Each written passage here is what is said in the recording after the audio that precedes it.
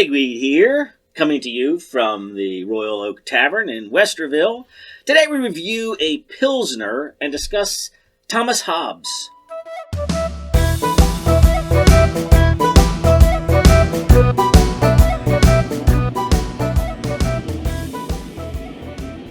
All right. Good evening. All right, Pigweed. What do you think of some beer and conversation? I think that's a great idea. What are we drinking? Well, we're drinking a pilsner. Just Okay. a straight up pilsner. Just plain old pills? Yeah. Very good. Nothing wrong with the good pills. Yeah, so what's on your mind? I'm reading a book called The Wager. Uh-huh. The Wager is the name of a ship. We're talking about 1740 or so. Oh, yeah. Where the Brits are We're men. fighting Yeah. everybody. Right. And they decide to go fight the Spanish on the other side of the world. And so it's a shipwreck. Mhm. So they get around the Horn and Of South Africa? takes South America? Of South America. It's Yeah. forever, and they end up on an island off what is now Chile. Uh-huh. And so Straight to it's Magellan just and all that stuff? so bad. The Yeah. conditions are just horrible. Yeah. This is about 80 men, but as they have to kind of figure out how to reorganize themselves. Right. And the term Hobbesian Okay. is thrown around, which is that situation Yeah. where The state of nature. Yeah. where people use the term Hobbesian. Yeah. And I was just like, exactly what do they mean by Hobbesian? Sure. So I said, let's just dig into that a little Okay. bit. What does Hobbesian mean? Yeah, that's a good idea. And let's dig into this. Okay, let's dig in. So this is Oscar Blues, Mama's Little Yellow Pills. I think this is an homage to Running for the Shelter of Your Mother's Little Helper. Okay. Yeah, from the Rolling Stones. Right. So I think it's just a straightforward pilsner. Should be a straightforward pilsner, which is, if you don't already know, what most of your American beers are styled after pilsners. That's styled right. after pilsners. Yeah. And then you get a craft brewer to brew a pils. Yeah. And you go, ooh, that's a much better style than I thought. That's right. It's a little more interesting. I thought that pils meant Coors Light, Yeah. but really it's a fine. It's much. Now, can be much- pilsner is one of those words like champagne. You know, some people will say a champagne has to come from a particular place in France. Well, pilsner, some people will say the only true pilsners are from Pilsen, Czechoslovakia. Right. And then you got Pilsner Urquell and some of those other kinds of things, which are fantastic beers. This one... yeah, that's the beginning. Yeah, that's when these... Yeah, it's pretty good. Yeah, it's pretty good. Yeah, I mean, right. It's not like you're not gonna you're not gonna taste hams Right. and go, ooh. Wow, This is wow, another that's one. kinda good. This is another one where if you haven't dipped your toe into craft beer, Yeah. and you're used to drinking Coors and Miller and Budweiser, Right. this is a good one see. to just get a little bit more interesting beer Before you go, before you go full crazy IPA or something. crazy you know, IPA, drink would this guy. Say, oh, I see. This is kind of like the beer I've been drinking. Just a little better. A bit better. And all in all, I mean, what is this? A 6-pack is going to be $8.99. You can probably get this for $9.99. Yeah, exactly. You know what I mean, right? It's Yeah, not- and this is actually quite good. It really is good. Yeah, I like it. Well done, Oscar Blues. Send us another one. Okay, so what about this Hobbes guy? So Hobbes, let me give you some dates here. Yeah, 1588 to 1679. right. So I think of Hobbes, Locke, Rousseau Yeah, as Enlightenment thinkers. Okay. And when I'm trying to understand history and figure out, what follows what, you've got Elizabethan England and the Renaissance. right. Then you've got Enlightenment, Age of Reason, right? Scientific. Yeah, Yeah. But really, he was 25 when Shakespeare died. So he was a young man when Shakespeare is still writing stuff. So Right. I was really surprised about that overlap. Just because Okay. I hear Enlightenment and I hear Shakespeare. Yeah. I don't know. That kind of reminds me of our show with the interesting historical connections. Yes, So, yes. The juxtapositions. Yes. Right. So Yeah. I was like, okay, yeah, I just would have put those guys in different centuries for Sure, some reason, yeah. just for that thinking. Yeah. And his contemporaries were Galileo and Kepler Wow. and Descartes. So there's this is a And heady Oliver time. And Oliver And Cromwell. Oliver This Cromwell, is the yes. important thing Yeah. to, I think, really to what must have triggered his political philosophy was he was at the prime of his thinking during the English Civil War. Right. And that was the big thing during the English Civil War was the role of the monarchy. And how much power was it Charles I? Yes. Yeah, how much power does Charles I have? Right. And in those days, kings basically thought they had all the power. Particularly Charles. Yes. So here the Parliament, spoiler alert, they end up chopping his head off. Yeah. But Parliament, they just wanted to weaken the king a little bit and have the Parliament have some power. And Charles I is like, I don't even know why you people are here. Yeah. I own everything. I'm in charge of everything. I'm the king. By divine right, I'm the absolute monarch. Exactly. I mean, it was really... The result of all this was the uncompromising nature of Charles I. Yes. And so, he's living through this, Hobbes is. Yeah. And he's thinking, all right, so who gets to rule and under what conditions and why? Yeah. Right? So, I mean, this has got to be totally in the air. Yeah. More so than he was... Well, go ahead. So, can I make a slight ecclesiastical detour here? Yeah. So, the way that kings thought of their power reminds me of the way that popes thought of their power. And if you talk to a modern Roman Catholic theologian about the infallibility of the pope and the pope's power and all that kind of stuff, you'll get a certain story that the pope is only infallible in certain limited situations, blah, blah, blah. Right. If you were to talk to a 12th century pope, Right. they would not agree. They sort of thought they were infallible when they were peeing. I mean, they were they were like Charles I.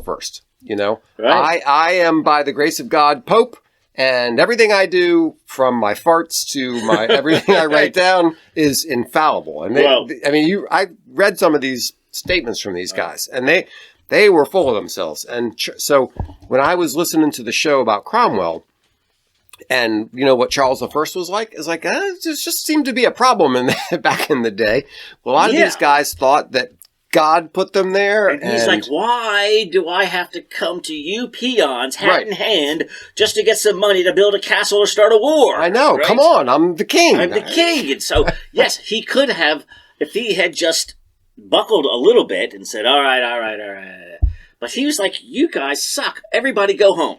Right. And, they didn't like that very much. They didn't like that very much, and they ended up with 1642 to 1651, a civil war, in which he runs off and gets his forces in the north, and yada, yada. Yeah. And then, so gets replaced by Oliver Cromwell, just a dude. Right. Who was apparently a military genius. With Oliver no Cromwell. Military background. Right. Yeah. Right? He's just like, well, I guess I'm in charge here, and I don't know, figured it out on horseback or something. I don't know. He was just astonishing on the field. Which is why when he passed the protectorate on to his son, it didn't last very long. Yeah. And they ended up bringing Charles II, his son, who's in exile, and monarchy was back in business. Okay, I got to throw in another little detour here, except this time into nursery rhymes. Okay. So during the reign of Oliver Cromwell, there was something somewhat analogous to the moral police in Iran. Yeah, who would go around checking to make sure people were not having too much fun. Yeah. So did you know that you've heard the nursery rhyme? Goosey, goosey, gander, whither did you wander? Upstairs, downstairs, in my lady's chamber. Once I saw an old man who wouldn't say his prayers. I grabbed him by the left leg and threw him down the stairs. Apparently that nursery rhyme was written to mock the morality police who were going around checking on everybody.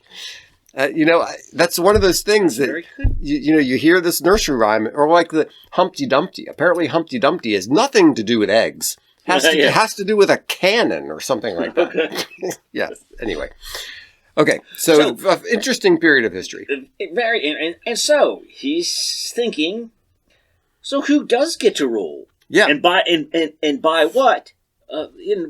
According to whom? And so he says, well, let's go all the way back to pre-civilization. Right, Hobbes, we're talking about now. Hobbes, yes. Yes. And Hobbes says, all right, well, first off, let's figure out what human nature is. Yeah. And then, working from that, you'll figure out the best way for us to organize ourselves and be governed. Yes. Yes, and I think he starts with some wrong presumptions, but it's interesting to kind of talk through the way he sees what the contrasts are. So, the state of nature is a state of war. Yeah. That you are driven by your urges and your instincts and your desires. Yeah. Yeah. And there's no... He was, for this time, he was surprisingly atheistic, it seems. Yes. You know, I mean, he would not have... Well, people debate whether he believed in God or not, but God doesn't come into any of this analysis. No. In this early state of nature, there is no morality. Yeah. It's just people taking what they want, or if they can. And everyone lives in a constant state of fear. And you're always afraid that the guy next door, from Hobbes's perspective, which I'm going to disagree with in a minute, but from Hobbes's perspective, everybody's constantly in a state of that other guy can come over and take my stuff from me or beat me up or enslave me or kill me or whatever he wants to do, because that's just the nature of things. That's the nature of things. Yeah. And that's our selfish desires are our prime motive. Yeah.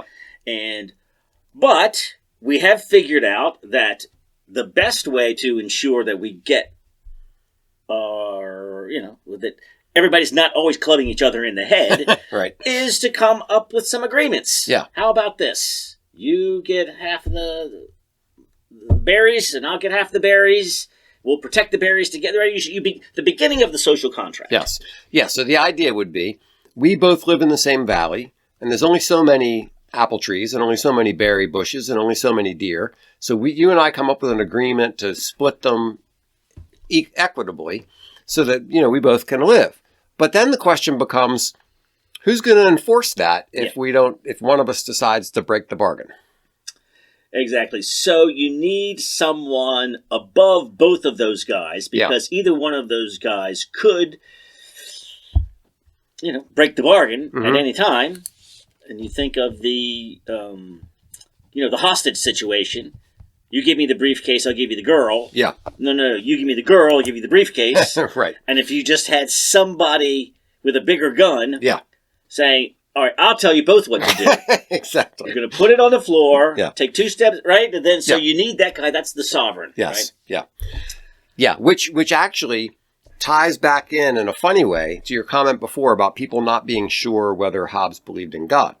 Because one could argue that God is the one who looks at the two people and says, you better. So that, in other words, whether God exists or doesn't exist, the concept of there being a sovereign over top, who says, doggone it, you better follow your contracts and do what you promised, that concept was necessary for human flourishing in order that human groups could cooperate and work together.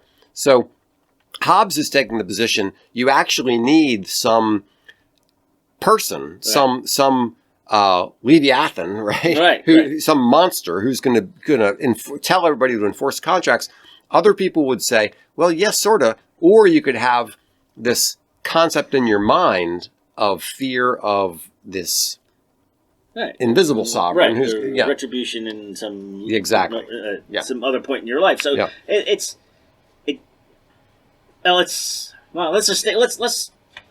support Hobbes. For now. So that's how in this English Civil War, in that world that he's living in, he's a total loyalist. He's on the side of the monarchy, on the side of the King Charles. Although the where was there? I mean, there was no democracy to point to, really. No. And well, I mean, they knew about democracy from Greece and that sort of thing. Yes, but it seemed very sloppy and dangerous to them. Yes, exactly, very dangerous because you know what mobs do, and you can't trust a mob to do the right thing. So yes, there was a huge problem in that time because a lot of people believed that yes, the king is sovereign. I think Hobbes took a very strict position on the extent of the sovereignty of the king. He basically said that the king owned everything. And he was all about Charles I's view of... The king actually owned everything, and anybody who owned anything else only did it by the mercy of the king. Yeah. So the king had every right to come and take your field from you or your wife or anything else because the king owns everything.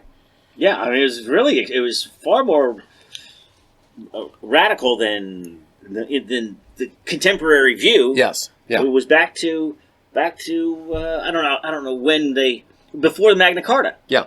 And the way he justified this was basically to say that no matter how bad Charles I or any other sovereign is, he's better than the state of nature, where somebody's going to come over and smash your head in because they want to take your apple. Yeah. Yeah. And I would also say that, I don't know what kind of carnage that he witnessed personally, but the number of people that died was like the number of people that died in World War One. Yeah. You know what I mean? There are bodies everywhere. Yes. So he's seeing instability as a result of not having a powerful sovereign. Yes. Keeping an eye on everybody, right? Which is a very we'll get into the chance that the Americans took by saying, you know what, I think we'll be all right. I think if you don't have a strong figure, people are better than you think, and we'll you know what I mean? It's just, but was not the way that Hobbes was seeing the world. And so back to my people on the island, my Lord of the Flies or whatever, they're like, this is going to descend into madness quickly. Yeah. Because they're... So did they appoint a dictator on the island? Well, this is how it went. The captain assumed that all of the hierarchy would be the same once you got on the island. But you had a bunch of Marines who were on there who were like, you're in charge as long as we're on the boat. Right. Once we get on land, you don't have any... So there's a lot of legitimate argument about how do we reorganize ourselves down here when some of us, and they actually split off into two camps, don't think that you still have the authority that you think you have just because you were captain of a boat. Yeah. Well, that's an interesting point. I mean, I know that I've been around boats a lot, and you get on a boat, the captain of the boat, he's in charge, but then you get on my boat, now I'm in charge. And you get on the dock and somebody else is in charge. That's right. That's the way it goes. So that's very interesting. Now the Leviathan, sorry. Okay. Is this sovereign, but also not just in some funny way, he's also conglomeration of all the people at the same time. So, point out the cover of the book, the original cover of the book. Right, yeah. Is this all these monstrous people. figure, but his body is made up of tiny little bodies. And it's a very clever it's also interesting that he's holding a sword and a crozier. He's holding the state and the church. He has the power of the state and the church in his hands. Yeah. Yeah, right. And so... I guess with that, you get to consent. Yes. So he's not made up of just an individual with no relationship to the people. Mm-hmm. He does govern with the consent of the people. But did you listen to the conversation on In Our Time about consent? I did, but what are you referring to? So there was this discussion. So In Our Time is a BBC show where there's usually three experts plus the guy. Right. And two of the experts were arguing about the concept of consent in Hobbes. And they were basically saying that if you're out on the street and some robber comes up and sticks a gun to your head and says your money or your life, and you give him your money, that you've consented. Right. That in Hobbes, consent is... if you were forced into it, okay, but you still consented. Okay, interesting. Yeah. So it seems like Nietzsche and God is dead. Like all your philosophers tend to get reduced down to something simple.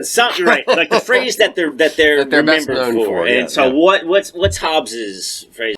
Solitary, poor, nasty, brutish, and short. The nasty. Yes. I don't want to forget the nasty. Right. Yeah. Yes. Now, people assume that was his view of life, and that he was a pessimistic dude. But he's saying, no. In the state of nature, it's like that. But it doesn't have to be like that if we have proper governance. If we have a social I think it's contract. misunderstood that he himself seems like a pessimist, like that's the best you're going to do in life is nasty, brutish, and short.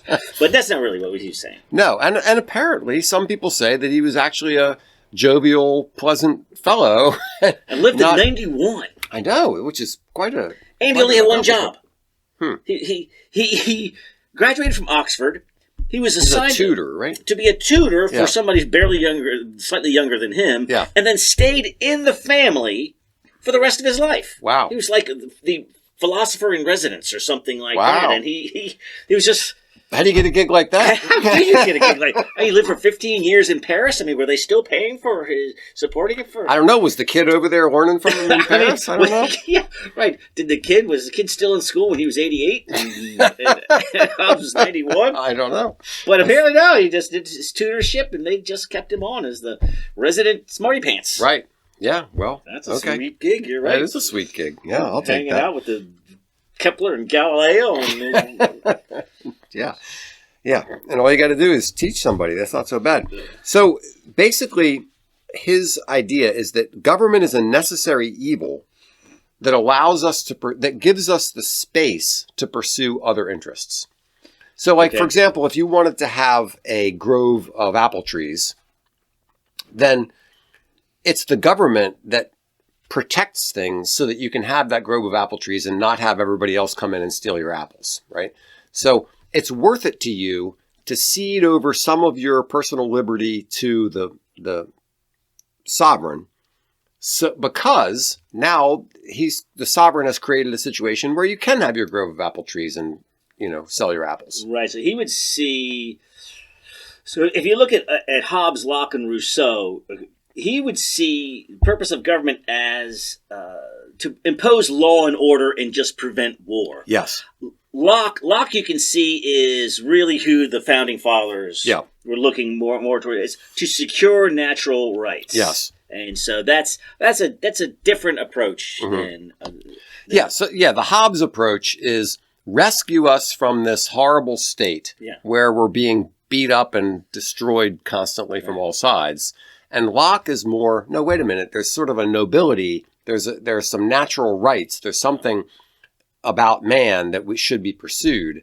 And war might actually even be a means to achieve some of those things. I think that Hobbes would be on board with a sort of Middle Eastern view of, we need a Saddam Hussein. We need a strong-willed, dangerous kind of person to keep everybody in line. Yeah. Otherwise, or in Yugoslavia, you just need that guy to pound people into submission, because if you just let everybody do what they want willy-nilly in American way, the whole place is going to come apart. And so he couldn't envision the American view that, I think we'll be all right if we just focus more on freedom and not on oppression. Yeah. But he was during the first Iraq War, when I was living in a townhouse, this ice cream truck drove into the neighborhood, parked in my parking spot,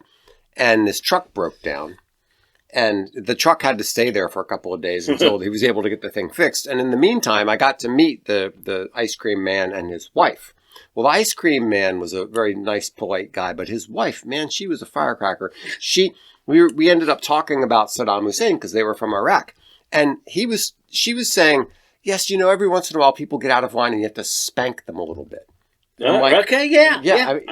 I'm like, well, yes, his way of spanking is killing. But, but so she basically had a very Hobbesian view. Yeah, it is a Hobbesian view that, people don't know how to act if you give them too much freedom. Yeah. And then when you get down the Locke and the Rousseaus, they're like, people can actually handle some freedom, believe it or not. And, and America has proven them right. So I think that...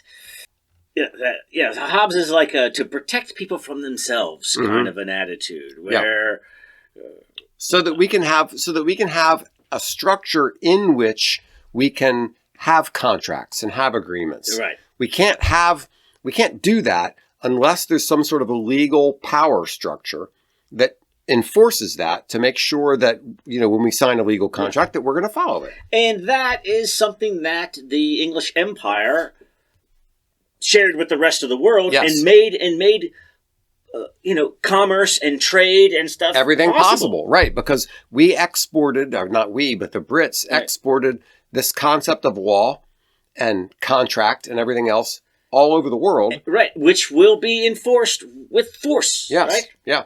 So, he's not wrong. No, and, India should be thankful to the Brits. I mean, the Brits did some bad things, but they also gave them a system of law and education and courts and things that was actually very good. Very good for them and for us, for the United States. Absolutely. So what do you want to do next? I have a couple criticisms of. We might as well realize where he was a little heavy-handed. Yeah. So one of them is this idea of that in the state of nature, man is solitary, and that's just not true. No. If we go back to chimpanzees or gorillas, they live in troops. Yeah. So man, there really never was a time where man's life was solitary. You always lived in some sort of a community or an environment. Yeah. So that's just an error on his part. Now, poor, nasty, brutish, and short, maybe. I mean, I don't know how. Now, Steven Pinker makes the argument, and I think he's probably right, that the percentage of people who died in armed conflict was higher in the past, and it's gotten progressively lower and lower and lower over the years. Yeah, I mean, you watch TV and all you see is the violence, but really the amount of people who are actively engaged in war is far lower than it's ever been. Yeah, even when you take into account World War I and World War II. I mean, millions and millions of people are dying in combat, but there's hundreds of millions still who better are not. than it was Yes. hundreds of years ago. Because in earlier times, maybe 20, 30% of the population got killed during a war, where nowadays it's very, very, very small percentage of the population. So the idea of things being nasty and brutish, okay, yeah. I mean, if you were living in, if you were in some group of tribe of 60 people, and there's another tribe of 60 people, and there was a war between the two of you, and you lost 10 of your guys, that's a lot. That's a big drop. Yeah, and so back to the state of man and religion. Mm-hmm. The Bible sees man as sinful and fallen. Mm-hmm. But is it as bad as is Hobbes have a biblical view of the natural state of man, or is he overlooking man's goodness? That's a very interesting question, because he's clearly saying that there's no fear of God among, that in the state of nature, people just do what they want. They act on their instincts. They act on their desires. Mm-hmm. If I want to take something from you, I take it from you, and I hit you over the head if I need to. So he's definitely viewing man as being very lawless without a sovereign on top. And I don't think that's really a biblical view. Right. Because yes, the Bible says that man is corrupt, but it's sort of in the sense of, if you were to take this beer and you put a couple drops of poison in it, the entire beer you don't want to drink anymore. But it's not like everything about it was bad. There was a decent beer that we ruined. Man is sort of that way. It's like man is good, but then has been corrupted. And there's still opportunity for people to cooperate, for people to make contracts, for people to make agreements, which he doesn't seem to recognize that at all without some big sovereign on top. Yeah, I would say that he's not saying that there are no individual good people. Right. I think what he's saying is, in terms of creating a political system, you need to look at the whole of society as fundamentally selfish, and how do we contain that? Doesn't mean that I'm saying that each individual within the society is selfish and out for their own. Yeah, well, that's actually a good point, because if you were to say you have this society of 1 million people, And you want to say, look, not everybody's bad. It doesn't really matter. As long as there are enough of them that are bad. Yeah. Then you have this state of nature where they go around beating up on everybody. And if I'm to design a political system to govern these people, it's best to assume that as a group, it's sort of like individually, there are a lot of dumb people. Like there are a lot of dumb individuals, but people as a whole are smart. Yeah. Right? They collectively will make good decisions while there's a bunch of dummies in the mix. Right. Yeah. So another thing to criticize Hobbes about was placing no limits whatsoever on the sovereign. Yeah, I know it. Maybe he was just being provocative, like to get this conversation rolling. Yeah. But yeah, that seemed like a bit much. Yes. Yeah. Now, he did reject the concept of divine right, which is interesting.